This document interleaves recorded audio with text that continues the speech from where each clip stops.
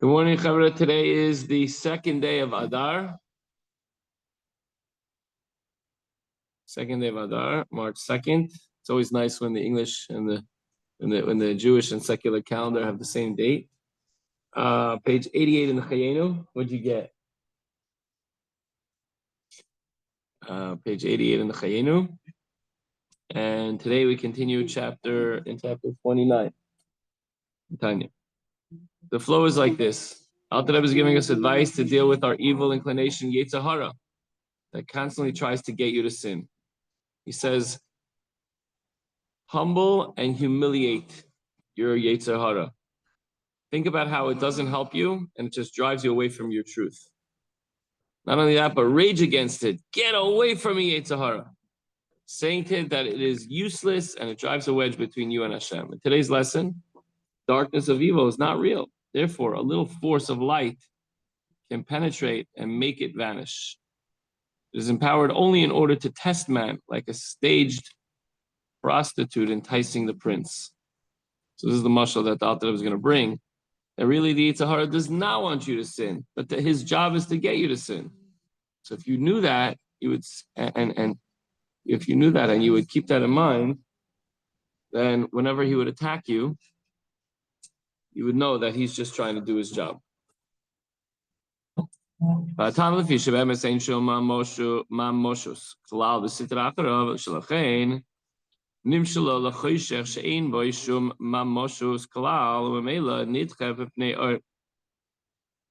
reason that humbling the spirit of the Sitra Achra is so effective is that in truth there's no substance in the Sitra Achra, and that's why it's compared to darkness, which has no substance. It's dark, but all you have to do is a tiny little flame. You strike a match, boom, the darkness just disappears. Because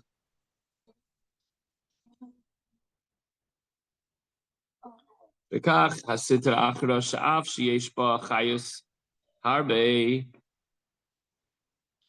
know, you always like you think of the Sitra Achra as like this dark cloud, like a darkness that's invading your life, invading your space, invading your world.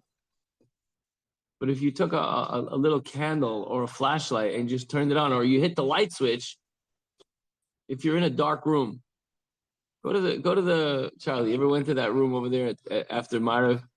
The kids' room where your tefillin is, it's totally dark. If I try to go through and find the handle, I'm always like, I can't see it. Switch, boom, it's gone. It disappears. It actually wasn't even there. It's just that there was no light there. So that's the Sitra Achra. And all we have to do is just turn it on. So it's completely nullified in the presence of holiness. Where's the holiness? The neshama of a yid.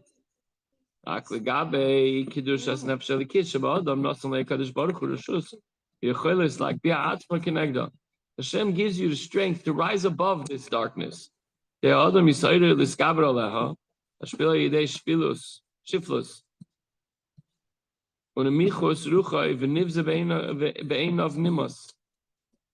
a person has not only he has permission and ability to raise itself against, the Sitra Achra, the only reason why it has any power whatsoever is because Hashem gives it the power to do so. Otherwise, how could it have any power over the godly soul? It's a portion of God. Hashem gives it that ability.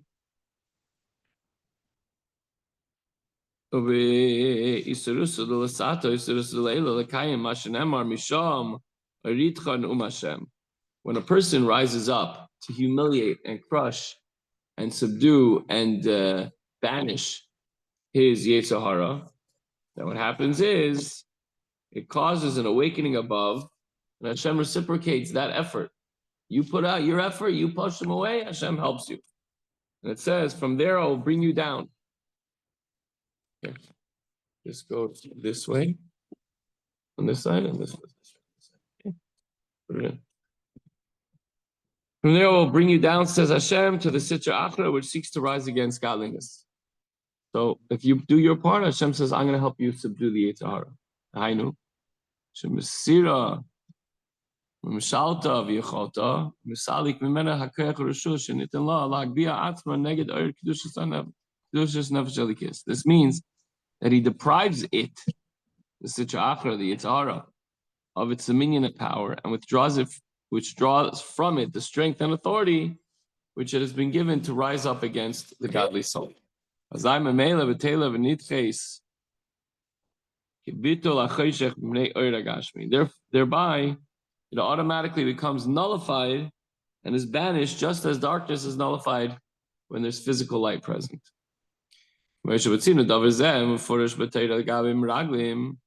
שמתחילה אמרו כי חזק הוא ממנו.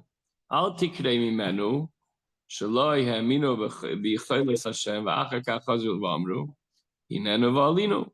We find in the story of the spies, when it came to the spies sent by Moshe to scout out the land, in the beginning they declared, for he, the enemy, is stronger than we.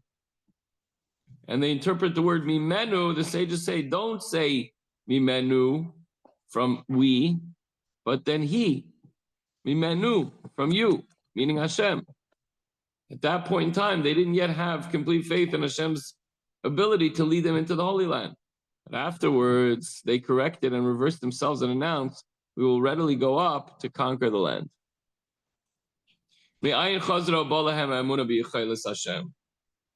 How did they and where did they find the faith to return to Hashem and say, Hashem, whatever it is, you're going to take care of us?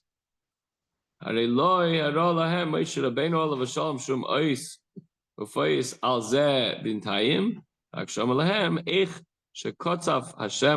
v'nishba shaloi la'aviyam el haaretz. Moshe Rabbeinu had not showed them in between any sign or miracle concerning this, which would resolve their fate. He merely told them that Hashem was angry with them and had sworn not to allow them to enter the land.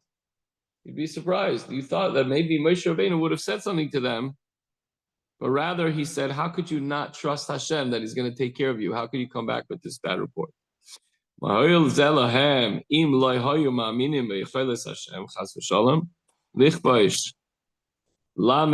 Aleph Malachim. What value did this divine anger and oath have to them if in any case they didn't believe in God's ability to subdue the 31 kings who reigned in the land at the time? For which reason they had no desire whatsoever to enter the land. Surely then we can use the explanation that Bnei Yisrael are believers, the sons of believers, descendants of believers. Because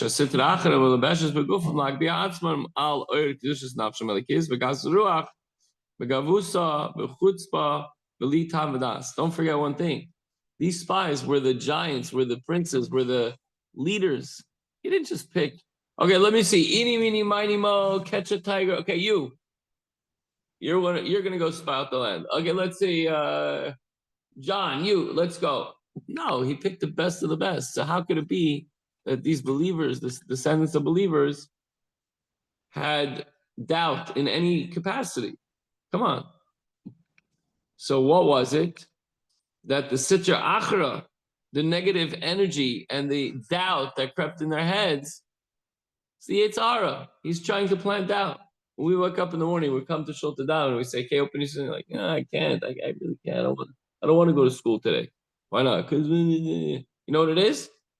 It's stupidity that enters your head. It's the Yetzer Hara. Sometimes he wins, but we'll get him next time, right? So, no, we won't get him next time? That's the stupidity of the Yetzer Hara saying that. And that's his job. Right, but it's his job to get your physical body, which houses the godly soul, which houses the neshama, to fall in line with his stupidity and arrogance and haughtiness, without any sense or reason. There's no sense or reason. So what? It's not got nothing to do with you. Right? Therefore,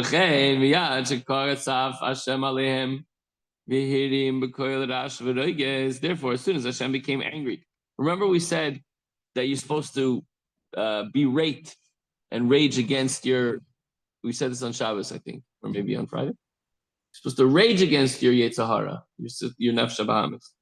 And then suddenly God got angry and how long shall I bear with this evil congregation? Ad Mosai le'ida hara azois. B'midbar hazeh yipoilu figreim Ani Hashem dibarti im loy zois es alachem ha'eda ra zois. I have spoken, I will surely do unto all this evil congregation. Sheshamu dvarim kashimelu. When the people heard these words, it broke their heart, and they were humbled. Nichna v'nishbar liba mikirbam k'dechsiv v'yisablu ha'am oid. The people mourned when they heard this. Memele nafla sitrachra v'memshalta v'gavusa v'gasus rucha. After they mourned and they felt miserable about what they had done and what they had said, the sitrachra toppled from its haughtiness and arrogance, and they crushed it. Yisrael atzmam heim aminim. But what about the Jewish people themselves? Intrinsically and essentially, the Jewish people themselves, as far as the divine soul is concerned, always trusted and believed in Hashem all along. So therefore, as soon as they were released from the grip of the Sitra Achra, they proclaimed, we will go, readily go. There was no need for a miracle to convince them of Hashem's ability. All that was necessary was to divest, to remove, and to push away the Sitra Achra of its arrogance. And this was accomplished by Hashem's raging against them.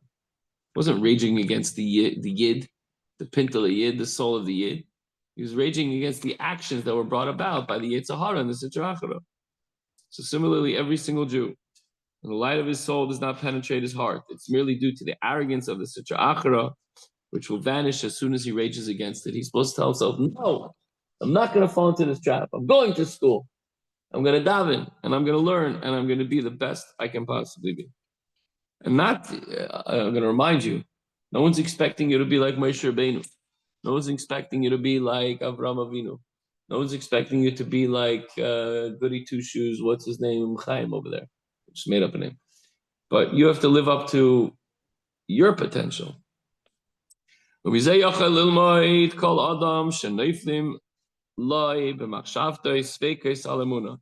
person who has any doubts of faith that enters his mind.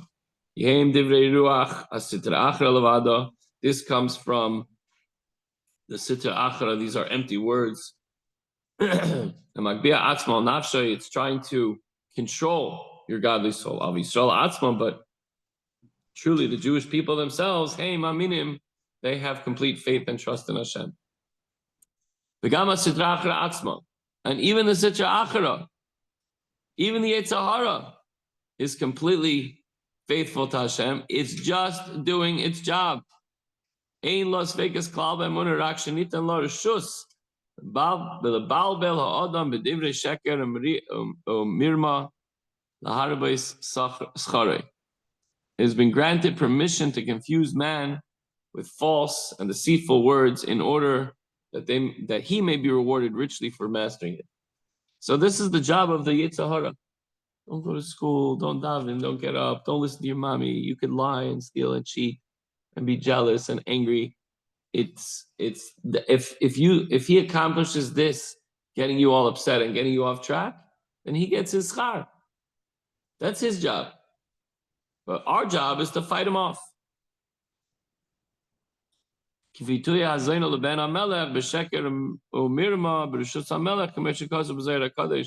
Zohar brings an example of a king that has a prince and he's growing up and he wants to see, is he the one that's going to take over the throne eventually? He wants to see what kind of character he is. So he hires this harlot and he tells her, I want you to seduce my son. Now she's like, no, I don't want to do that. She doesn't say that to the king, but in her mind, she's like, I don't want to do it. And also, if I do it, I don't want the prince to listen. But the king says, you got to do it authentically. You got to do it all the way and really try to get him. And that's her job. But deep in her heart, she hopes that the prince does not listen to her, and he pushes her away and he says, get out of my life. I have a job to do. I'm the son of the king, and I got to remain pure and holy. So this is the job so not only does the prince have complete faith, even if he wavers for a moment because of this challenge, but even the harlot, this person, also has obedience, subservience, and dedication to the king, and hopes and prays in her heart that the prince does not listen. So that's the Yetzer Hara too. If you're doing him a big favor, if you don't listen to him, because he knows the truth. He knows the truth. So the toolbox for success in divine service, remember, you are essentially connected to Hashem. Nothing can change that.